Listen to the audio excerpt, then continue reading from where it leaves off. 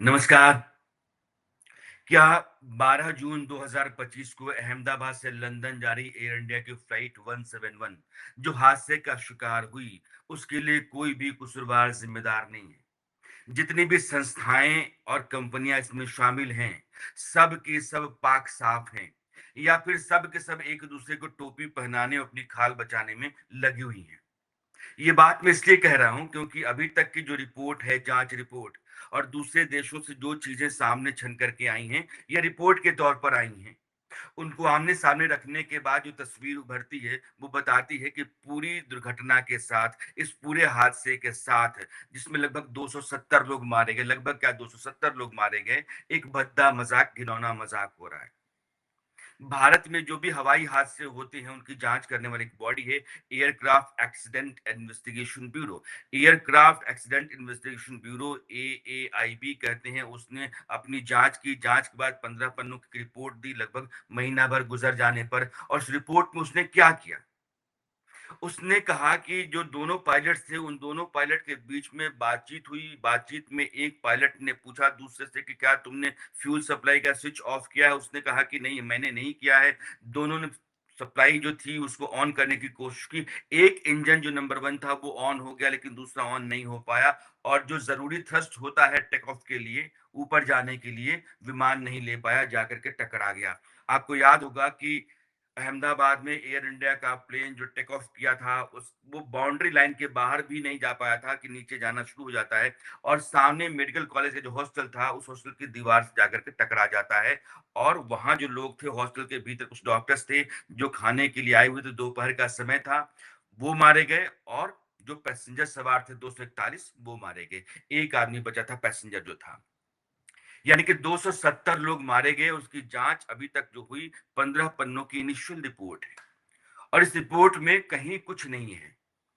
अगर वो cockpit voice recorder की बातचीत के आधार पर जो कुछ जैसा है वैसा रख दिया जाता है, तो फिर जांच काहे की है?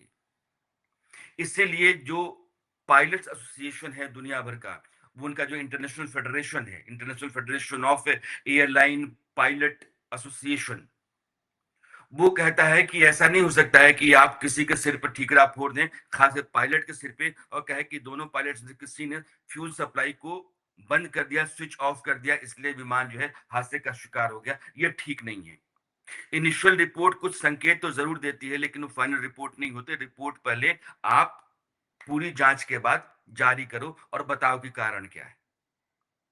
इस बीच में ग्रेट ब्रिटेन की जो सिविल एविएशन अथॉरिटी है, जिसको हम सीएए कहते हैं, उसकी रिपोर्ट आती है। ये चौंकाने वाली रिपोर्ट है। रिपोर्ट चौंकाने वाली इसलिए है कि यह रिपोर्ट इस हादसे के लगभग महीने भर पहले आई थी, 15 मई 2025 को। और रिपोर्ट कहती है कि यह जो एयरक्राफ्ट है, बोइंग, और बोइंग के जितने भी मॉडल हैं, चाहे 735, 737, 757, 767, 777 और 787, इन सभी मॉडल का जो फ्यूल सप्लाई स्विच है, उस स्विच में प्रॉब्लम है। इसलिए आप हमेशा इसकी जांच करें। रेगुलर जांच क्यों होनी चाहिए?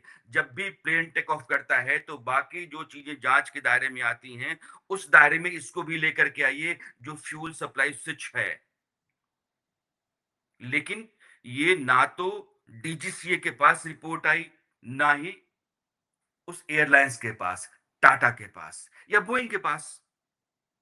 अगर बोइंग के पास, जो विमान बनाने वाली कंपनी है, उसके पास रिपोर्ट आती, या टाटा जो विमान की सर्विस दे रही है हम लोगों को, एक एयरलाइंस है, और डीजीसीए जो देश में विमानों के परिचालन, उनकी सुरक्षा और तमाम जो संसाधन सहूलियतें होती हैं एयरपोर्ट्स पर, उनके लिए जिम्मेदार जवाबदेह कंपनी या बॉडी है। डीजीसीए, टाटा और बोइंग, तीनों के पास रिपोर्ट नहीं आई। इतनी बड़ी रिपोर्ट है। रिपोर्ट कहती है कि भाई, ये खतरा है, फ्यूल कंट्रोल स्विच जो है उसमें खामी आ सकती है, इसको आप बार बार चेक कीजिए। लेकिन नहीं हुआ। ये जो रिपोर्ट आती है एएआईबी की, इस रिपोर्ट के तुरंत बाद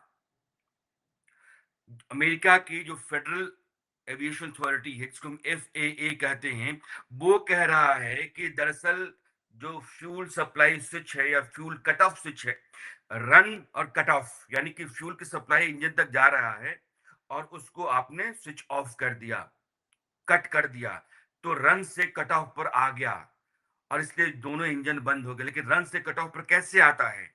उसमें आपके पास एक गार्ड ब्रैकेट है। जब आप देखते हैं दोनों स्विच को कॉकपिट के भीतर जहाँ पायलट होता है, वहाँ थ्रस्ट गियर होता है। थ्रस्ट गियर के नीचे 2 स्विच होते हैं, दोनों सप्लाई स्विच हैं और ये दोनों सप्लाई स्विच आप ऑफ नहीं कर सकते हैं जब तक कि आप गार्ड ब्रैकेट को उठाते नहीं हैं। गार्ड ब्रैकेट को उठा करके एक स्विच आप ऑन करेंगे, ऑफ करेंगे, फिर दूसरा स्विच ऑफ करेंगे और ये 1 सेकंड के भीतर रिपोर्ट कहती है कि 1 सेकंड के भीतर दोनों स्विच ऑफ हो गए, इंजन बंद हो गए। 1 सेकंड के भीतर कोई भी आदमी मैनुअली नहीं कर सकता है। और ग्रेट ब्रिटेन की जो एविएशन अथॉरिटी है, वो कहती है कि ये प्रॉब्लम है इसमें, इस विमान में बोइंग के सभी मॉडल में प्रॉब्लम है कि जो सप्लाई स्विच है, वो कभी भी ऑटोमेटिकली कट ऑफ हो सकता है, यानी कि प्रॉब्लम है उसका और इस पर कोई जांच नहीं है। तो अमेरिका की जो अथॉरिटी है, aviation authority, federal aviation authority, वो कहता है कि दरअसल उसका विमान है, उसके देश का विमान है। तो उसने कहा कि सप्लाई स्विच जो है, इसमें ये कोई खतरा नहीं है। ये ऐसी बात नहीं है कि इसको लेकर के आप कहें कि हादसे का कारण ही बन जाए। और सीए की रिपोर्ट कहती है कि भाई 1 महीने पहले कि भाई ये खतरनाक है। 2018 में वो सीए की रिपोर्ट 2018 का हवाला देती है, इसी फेडरल एविएशन अथॉरिटी जो अमेरिका की है, उसकी रिपोर्ट का उसने एक बुलेटिन जारी किया था, स्पेशल बुलेटिन था वो।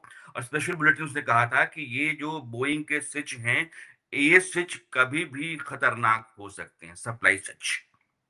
और सप्लाई स्विच के किसी भी स्थिति में खतरनाक हो जाने की आशंका जताने के बाद से भी कोई भी एयरलाइन कंपनी सजग नहीं हुई, सतर्क नहीं हुई। क्यों? क्योंकि वो कह रहे हैं कि दरअसल इसको मैंडेटरी नहीं कहा गया था। ये मैंडेटरी नहीं था कि आप इस स्विच को मेरी जो बुलेटिन है, मेरी रिपोर्ट है, इसके बारे में आप इतने गंभीर हो जाएँ कि उसको बार-बार जाँचें, परखें। और सीए कहता है, जो civil aviation authority Great Britain का है, वो कहता है कि भाई ये खतरनाक है, ये किसी भी समय ऑफ हो सकता है और उसके बाद दोनों इंजन बंद हो सकते हैं। हालाँकि रेयरेस्ट ऑफ रेयर है, लेकिन हुआ। आप दोनों पायलट्स के बीच की बातचीत से यह साफ समझ सकते हैं कि उन दोनों में से किसी ने भी स्विच ऑफ नहीं किया और इंजन दोनों बंद हो गए। दोनों इंजन को ऑन करने की कोशिश की गई, एक इंजन ऑन हो गया, दूसरा नहीं हो पाया। जो ज़रूरी थ्रस्ट होता है, वो नहीं मिल पाया प्लेन को। फिर क्या हुआ? जब दोनों इंजन बंद हो जाते हैं तो आपके पास एक रैट होता है, इसको कहते हैं रैम एयर टरबाइन। जब कभी इंजन बंद हो जाता है तो प्लेन के भीतर जरूरी सप्लाई, कॉकपिट के भीतर सप्लाई रहे और बाकी जो कल पुर्जे हैं उन तक सप्लाई रहे, ताकि जरूरी बंदोबस्त करने के लिए समय मिल सके। वो रैट निकलता है, इंजन के ठीक बीच से रैट निकलता है और जैसे प्लेन टेक ऑफ करता है, रैट निकल गया है। अगर आप प्लेन का विजुअल देखते हैं तो रैट टेक ऑफ करने के समय ही निकल जाता है जब प्लेन इस पोजीशन में है। यानी कि दोनों इंजन टेक ऑफ करने के फौरन बाद बंद हो गए, सप्लाई रुक गई। और यह बात बताती है कि सीए की रिपोर्ट से जोड़ करके देखा गया होता, वो रिपोर्ट पहले से देखी गई होती, उसके बारे में गंभीरता से विचार किया गया होता, तो फिर इसको भी आप उड़ान भरने से पहले विमान के जो चेक लिस्ट होता है उसमें डाल करके रखते। वो नहीं किया गया, तो उसके कारण यह विमान हादसा हुआ होगा। मोटे तौर पर जो रेयरेस्ट ऑफ रेयर है, वही एक सच है कि विमान के दोनों इंजन फ्यूल सप्लाई न जाने के कारण बंद हो गए। और फ्यूल सप्लाई इसलिए नहीं है कि फ्यूल सप्लाई सिस्टम में एक डिफेक्ट था कि कभी भी ऑफ हो सकता था ऑटोमेटिकली, जो हुआ होगा। क्योंकि मैनुअली 1 सेकंड के भीतर आप नहीं कर सकते हैं, ना आप गार्ड ब्रैकेट उठा सकते हैं, ना दोनों स्विच ऑफ कर सकते हैं और ना ही दोनों पायलट के बीच की बातचीत से यह ज़ाहिर होता है। तो फिर क्या है? यह बोइंग अमेरिका की ऐसी कंपनी है जो दुनिया भर के तमाम देशों में जितनी भी एयरलाइंस हैं, मैक्सिमम को अपना विमान देती है। भारत में आज की तारीख में अलग-अलग एयरलाइंस के पास 150 से ज़्यादा बोइंग के विमान हैं। वो अलग-अलग मॉडल के हो सकते हैं। कहीं 735 है, कहीं 787 है, लेकिन है। और यह बोइंग, जब राइट ब्रदर्स ने 1903 में विमान उड़ाया था, उसके लगभग 13 साल के बाद एक आदमी जो अमेरिका का था, विलियम बोइंग, उस आदमी ने सोचा कि इसका भी कमर्शियल यूज किया जा सकता है, तो उसने पहली कंपनी दुनिया की एरोस्पेस की बनाई और 1 साल के बाद उसका नाम रख दिया गया बोइंग। क्योंकि विलियम बोइंग के नाम पर इस कंपनी को का नाम रखा गया था। और ये आज भी दुनिया की सबसे बड़ी कंपनी है। और इस बोइंग में जो सबसे बेहतरीन मॉडल है, वो ड्रीम लाइनर है। सपनों का सफर देने वाला विमान, जो हर तरीके से सुविधाओं, सहूलियतों से भरा हुआ है, जिसको सबसे सुरक्षित माना जाता रहा है, जिसके बारे में सपने में भी अंदेशा नहीं हो सकता है कि किसी हादसे का शिकार हो सकता है। उसके भीतर एक बहुत बड़ी प्रॉब्लम थी और वो प्रॉब्लम काल की तरह थी। विमान के भीतर ही काल बैठा हुआ है, उसके दोनों स्विच कभी भी ऑफ हो सकते हैं। हालाँकि होने की आशंका 0.00001% है, लेकिन आशंका असलियत में बदल जाए तो एक बड़ा हादसा हो सकता है। यही अहमदाबाद में हुआ। इसमें ना पायलट्स का दोष है और ना किसी और का। ये सीधे-सीधे बोइंग कंपनी का मैन्युफैक्चरिंग डिफेक्ट है। मैन्युफैक्चरिंग डिफेक्ट को लेकर के बोइंग के भीतर भी कई बार सवाल हुए और मैंने एक पिछले रिपोर्ट में बताया था कि कैसे वहां 2 लोगों ने जब मैन्युफैक्चरिंग डिफेक्ट को लेकर के सवाल खड़ा किए थे, तो उनको बोइंग ने दरकिनार कर दिया था। एक का ट्रांसफर कर दिया था, एक को निकाल दिया था। बोइंग के भीतर भी उसके मैन्युफैक्चरिंग को लेकर के कई तरह के अंदेशे, सवाल, संदेह पैदा होते रहे हैं। बावजूद इसके बोइंग उसको दरकिनार करती रही है। एफ जो फेडरल एविएशन अथॉरिटी अमेरिका की है, 2018 की रिपोर्ट कहती है कि ये एक आशंका है, जो फ्यूल सप्लाई स्विच है, उसमें कोई दिक्कत हो सकती है। बाद में कहता है कि दरअसल ये हादसा हो गया, तो रिपोर्ट में कि ये इतने बड़े हादसे का कारण नहीं हो सकता है। और ग्रेट ब्रिटेन की एजेंसी अथॉरिटी कहती है कि भाई ये बहुत बड़ी मेजर प्रॉब्लम है, ये किसी भी समय हादसे का शिकार बना सकता है, हो सकता है। और अहमदाबाद में जो कुछ भी हुआ है, मोटे तौर पर ये बोइंग की मैन्युफैक्चरिंग या टेक्निकल एरर के कारण है, जो इतना घातक हुआ है। लेकिन इस पर रिपोर्ट कब आएगी? भारत में इस तरह के हादसे ना हों, अभी भी बोइंग के विमान उड़ रहे हैं। क्या बोइंग के जितने विमान उड़ रहे हैं, उन विमानों के भीतर अब जब civil aviation authority Great Britain की रिपोर्ट आपके सामने आ गई है, तो आपने अपनी चेकलिस्ट में डाला है उसको? क्या हम टेक ऑफ से पहले जितनी चीजें चेक करते हैं, उसमें उसको हमने डाल करके रखा है? तो अगर डाल करके नहीं रखा है आज की तारीख में, तब भी हम लोगों की जान के साथ खिलवाड़ कर रहे हैं। और ये आसानी से लिया जाने वाला मामला नहीं है।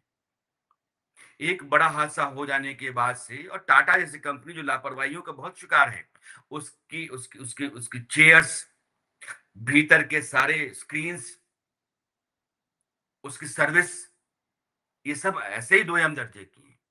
और उसमें अगर एक विमान हादसे का शिकार हो गया है, तो एक बड़े देश की अथॉरिटी रिपोर्ट रख रही है कि भाई इस रिपोर्ट के हवाले से आप देखिए, तो आप कम से कम सजग तो होइए, अपनी जांच पड़ताल तो कीजिए। जो फाइनल रिपोर्ट आएगी, वो रिपोर्ट क्या कहती है मैं नहीं जानता हूं, लेकिन अभी तक मेरी समझ में जो आ रहा है, वो ये आ रहा है कि इस प्लेन के भीतर फ्यूल सप्लाई जो स्विच है, उस स्विच के साथ एक दिक्कत है और ये अपने से भी बंद हो सकता है। हादसे यूं भी हो सकते हैं जैसे अहमदाबाद में हुई।